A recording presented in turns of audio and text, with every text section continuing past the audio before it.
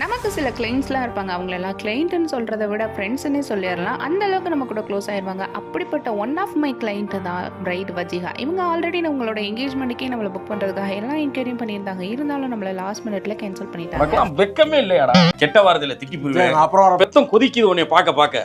ஆனா அதுக்கப்புறம் அவங்களோட வெட்டிங்க்கு 6 மந்த்துக்கு முன்னாடியே நம்மள புக் பண்ணி அன்னையிலேருந்து இன்னை வரைக்கும் ஒரு க்ளோஸ் ஃப்ரெண்டுக்கு சப்போர்ட் பண்ற மாதிரி நம்மளோட பிசினஸ்க்கு பயங்கரமான சப்போர்ட். அவங்களுக்கு மெஹந்தி போடுறதுக்காக நம்ம ராம்நாடு கிளம்பி போயாச்சு. அவங்க நம்ம பேஜ்ல இருந்து ஒரு டிசைன் செலக்ட் பண்ணி வச்சிருந்தா அதே எனக்கு போட்டு விடுங்கன்னு சொல்லிட்டாங்க. நான் அதே டிசைனே அவங்களுக்கு போட்டு விட்டாச்சு. இதுவும் உங்களுக்கு ஒரே பிராண்ட்.